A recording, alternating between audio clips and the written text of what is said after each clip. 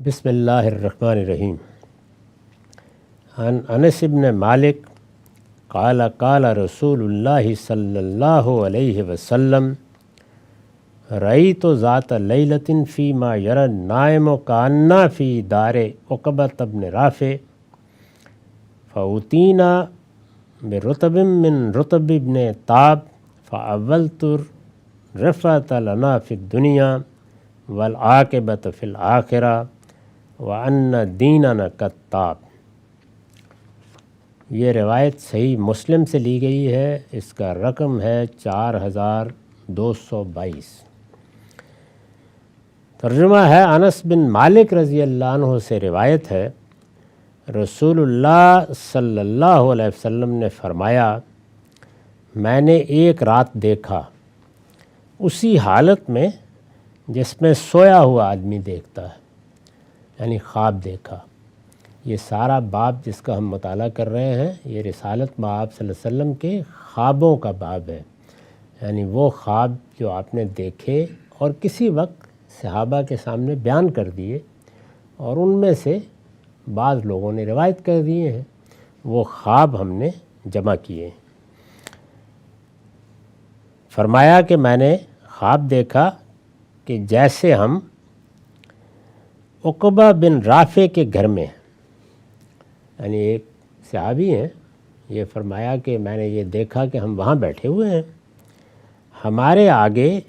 ابن تاب کے باغ کی پختہ اور تازہ کھجوریں رکھی گئیں، یعنی جیسے ضیافت کی جاتی ہے تو مدینے میں کوئی صاحب تھے ابن تاب، ان کے باغ کی کھجوریں بہت شہرت رکھتی تھیں، اچھی کھجوریں، بہت اعلیٰ درجے کی کھجوریں تھیں۔ تو آپ نے فرمایا کہ دسترخوان ہے اور ہم عقبہ بن رافع کے گھر میں ہیں، اور دسترخوان پر پختہ یعنی بڑی پکی ہوئی اور تازہ کھجوریں ابن تاب کے باغ کی لا کر پیش کر دی گئی ہیں۔ یہ کہتے ہیں رسالت مآب صلی اللہ علیہ وسلم کا ارشاد ہے کہ میں نے یہ خواب دیکھا۔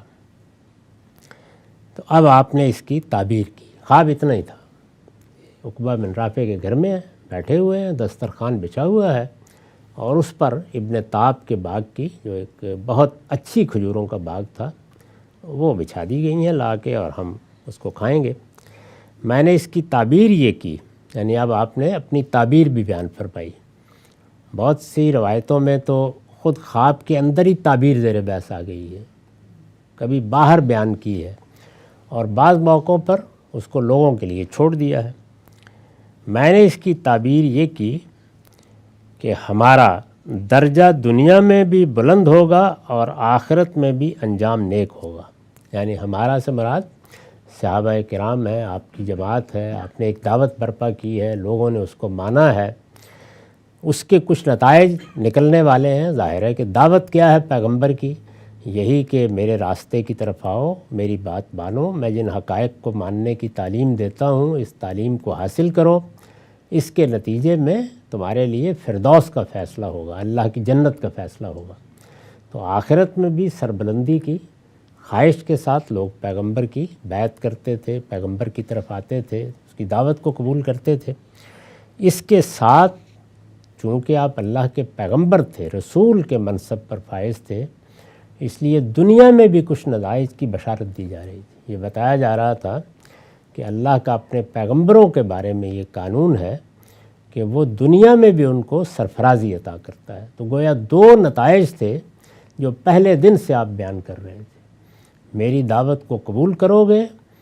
تو آخرت میں اللہ تعالیٰ سرفرازی عطا فرمائے گا، اور میری دعوت کو قبول کرو گے تو عرب و عجم تمہارے سامنے سرنگوں ہو جائیں گے۔ یہ دونوں باتیں مکے میں دعوت کی ابتدا میں قریش کی مجالس میں آپ فرما رہے تھے، اور قرآن بھی ان کا اعلان کر رہا تھا، اور بہت ہی غیر معمولی الفاظ میں صحابہ کرام سے یہ کہہ رہا تھا کہ هو الذی بعث فی الامین رسولا منہم یتلو علیہم آیاتہ ویزکیہم ویعلمہم الکتاب والحکمہ۔ اللہ نے تم پر بڑا احسان کیا ہے، تمہارے اندر ایک پیغمبر کی بعثت ہوئی ہے، وہ تمہیں اللہ تعالیٰ کی حکمت بھی سکھاتے ہیں، اس کا قانون بھی سکھاتے ہیں، اس سے تمہیں پاکیزہ بناتے ہیں، اور پھر یہ بشارت دے رہے ہیں کہ اس کے نتیجے میں اللہ تعالیٰ تمہارے اوپر کرم فرمائے گا اور تمہارے لیے آخرت میں بہت بڑی نعمتیں ہیں۔ قرآن ان کو بیان کر رہا تھا۔ دوسری چیز کو بھی جگہ جگہ واضح کر رہا تھا کہ هو الذی ارسل رسولہ بالہدی والدین الحق لیظہرہ علی الدین کلہ، کہ ہم نے یہ رسول بھیجا ہے، دین حق دے کر بھیجا ہے، اس کے نتیجے میں اس سرزمین پر دین کا غلبہ قائم ہو جائے گا۔ تو یہ بات بہت وضاحت کے ساتھ جگہ جگہ بار بار بیان کی جا رہی تھی۔ تو آپ نے فرمایا کہ یہ دونوں چیزیں حاصل ہو جائیں گی۔ یہ مجھے اس خواب میں دکھایا گیا ہے، یعنی میرے سامنے کھجوریں رکھی گئی ہیں، وہ ابن تاب کے باغ کی کھجوریں ہیں، گویا پروردگار کی طرف سے جو نتیجہ میں بتا رہا ہوں کہ ملنے والا ہے وہ عنقریب اب مل جائے گا۔ تو یہ صاف معلوم ہوتا ہے کہ مدینہ کے آخری زمانے میں جب پھر نتیجے سامنے آنے لگ گئے، میں نے اس کی تعبیر یہ کی ہے کہ ہمارا درجہ دنیا میں بھی بلند ہوگا اور آخرت میں بھی انجام نیک ہوگا۔ تو کھجوریں چونکہ پکی ہوئی، پختہ اور تازہ تھیں، تو فرمایا، اور میں نے اس کی تعبیر میں یہ بھی محسوس کیا ہے، اور یہ کہ ہمارا دین بھی دنیا میں پھیلنے کے لیے اب پختہ اور تیار ہو گیا ہے۔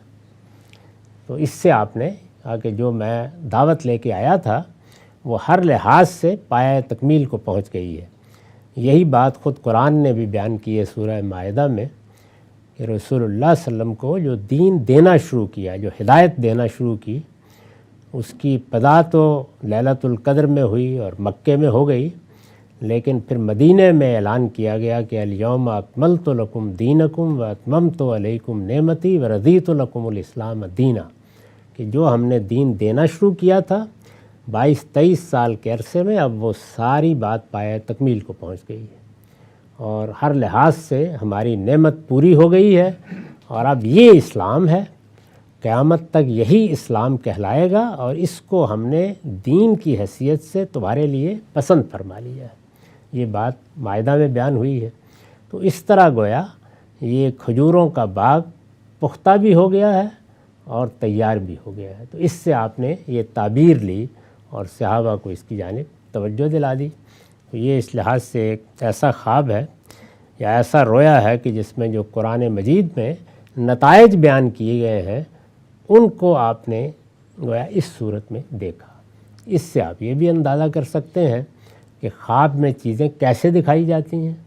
ان میں کیا چیز ہم دیکھتے ہیں اور اس کی حقیقت کیا ہوتی ہے، اور اللہ کا پیغمبر بھی اگر دیکھتا ہے تو وہ بھی اسی طریقے سے ممثل کر کے چیزوں کو اپنے سامنے دیکھتا ہے، اور اس کی پھر تعبیر کی بھی ضرورت ہوتی ہے۔ وآخر دعوانا الحمدللہ۔